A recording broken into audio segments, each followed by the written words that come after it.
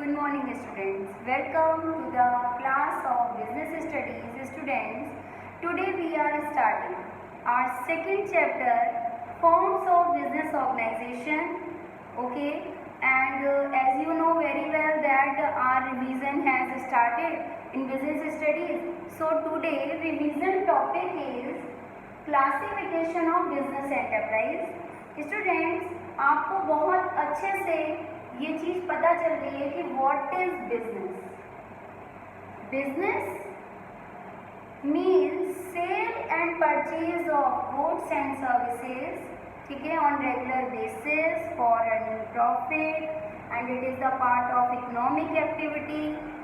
ये सारी चीजें हमने सीखी. ओके, आपने features, characteristics, business risk, profit role, these all topics we have discussed in our last videos and in our first chapter. Okay, now this chapter is related with forms of business organization. हम किस किस form में अपने business को start कर सकते हैं. ठीक है, बिजनेस एंटरप्राइजेस का क्लासिफिकेशन यहाँ पर मैंने बहुत छोटा टॉपिक लिया है स्टूडेंट, जिससे आपको बहुत ईजिली ये चीज़, इस टॉपिक को आप प्रिपेयर कर सकें अपना. तो यहाँ पर बिजनेस एंटरप्राइज आप सबको पता है, जो फॉर्म हम एस्टेब्लिश करते हैं बिजनेस एंटरप्राइज होता है. हमारी कोई भी इंस्टीट्यूट हो सकता है, कोई भी फर्म हो सकती है. ठीक है, तो now classification of business enterprises को देयर आर 3 कैटेगरीज डिवाइड किया गया है. इन 3 कैटेगरीज में बिजनेस एंटरप्राइजेस को डिवाइड किया गया है, क्लासिफाई किया गया है. नंबर 1 जिसमें आता है private sector, public sector and joint sector enterprise. ठीक, private sector enterprise means that enterprises which are owned, managed and controlled by completely private individuals. Wordings पर ध्यान दीजिए. Private enterprises, private sector enterprises are those enterprises which are owned, managed and controlled by private individuals, and the main motive of these enterprises, main motive business enterprises का means private sector enterprises का main motive profit earn करना होता है. The main motive of private sector enterprises is earning more and more profit. ठीक, then public sector enterprises. Public sector enterprises are those enterprises which are owned, managed and controlled by central or state government.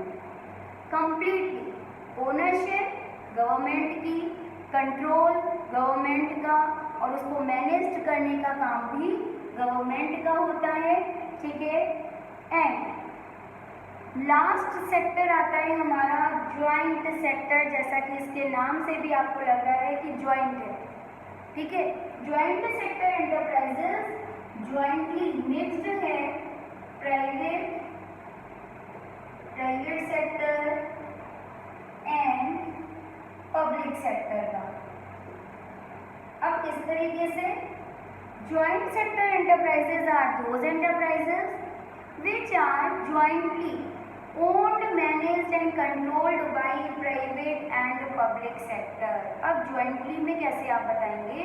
तो day to day activities are managed by private sector enterprises and control and supervision activities has done by, ठीक है, इसके through public sector enterprises के manage करने का काम, day to day activities को perform करवाने का वर्क किसका रहता है? प्राइवेट सेक्टर एंटरप्राइजेस का.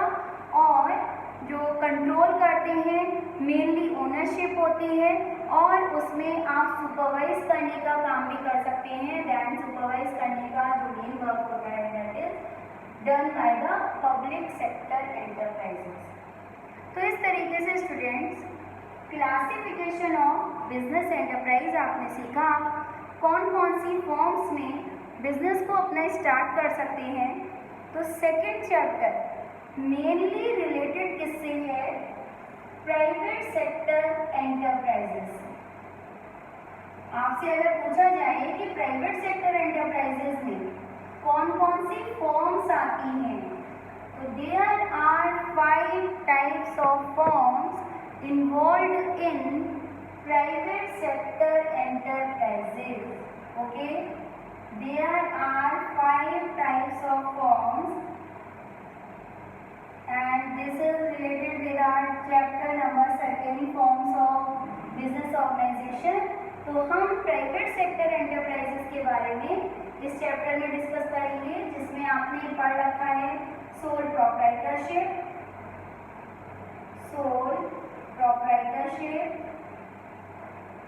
Number 2 JHF joint Hindu family business, joint Hindu family business, and partnership is the third form of business organization. Next is cooperative societies,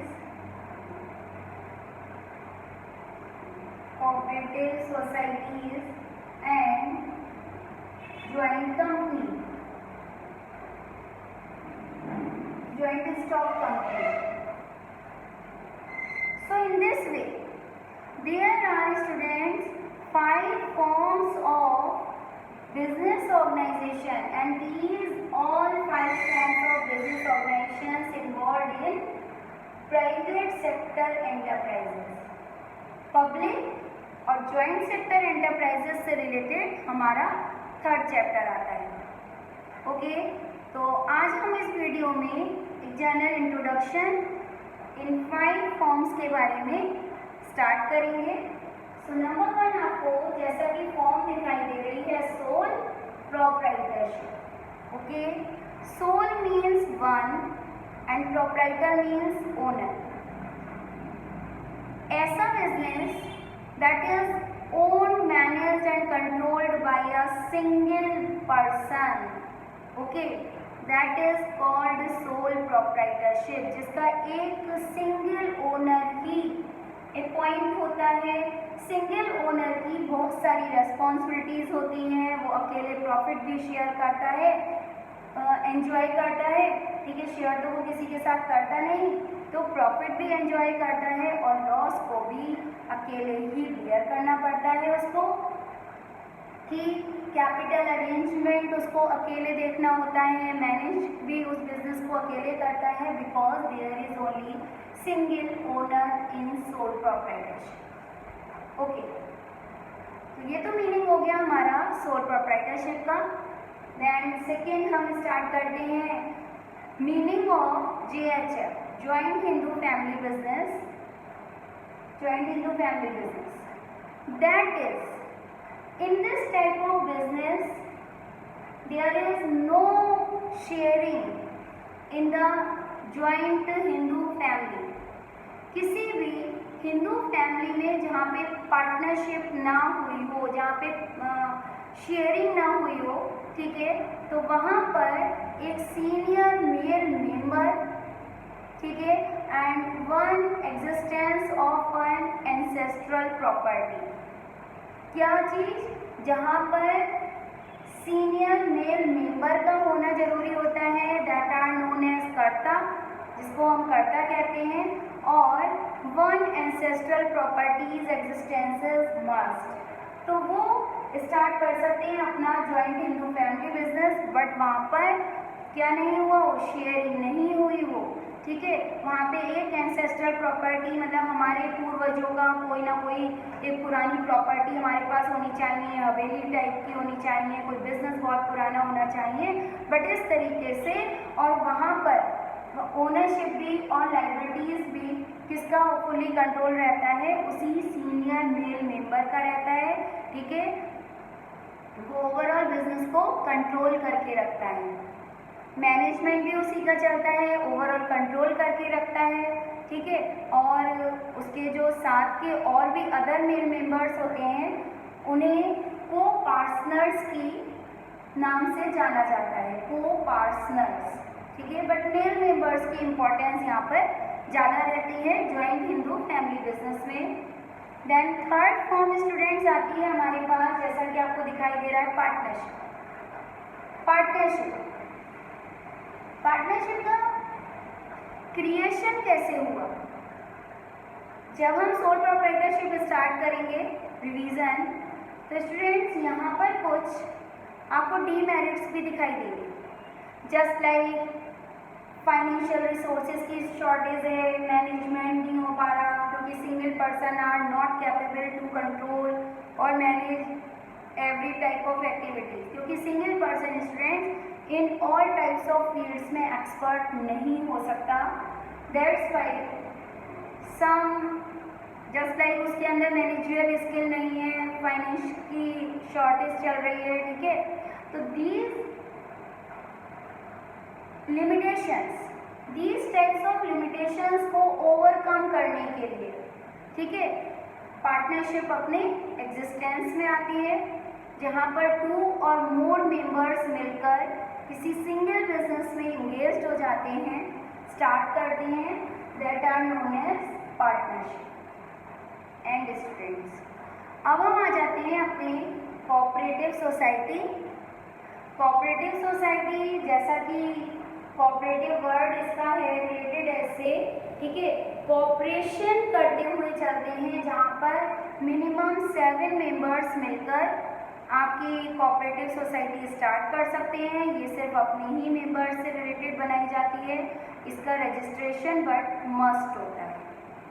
यहाँ कहीं पर भी आपने रजिस्ट्रेशन वर्ड अभी तक सुना नहीं, बट कोऑपरेटिव वर्ड हम किसी भी, जस्ट लाइक कोऑपरेटिव बैंक्स भी होते हैं, कोऑपरेटिव हाउसिंग सोसाइटीज़ भी होती हैं, कोऑपरेटिव मार्केट्स भी होते हैं, ठीक है, क्योंकि कोऑपरेटिव सोसाइटीज़ सिर्फ अपने मेंबर्स के ही लिए बनाई जाती हैं, उन्हीं का बेनिफिट होता है उससे, ठीक है। तो यहाँ पे रजिस्ट्रेशन मस्ट होता है, जिसके लिए मेंबरशिप लेनी जरूरी होती है। उसके बाद वॉलंटरी मेंबरशिप होती है, आप आओ और चले जाओ, बट स्टार्टिंग टाइम पर आपको जितनी लिमिटेशन बताई जाती है मेंबर्स की वो मस्ट होती है कोऑपरेटिव सोसाइटीज़ में। एंड लास्ट फॉर्म आती है स्टूडेंट्स यहाँ पर ज्वाइंट स्टॉक कंपनी।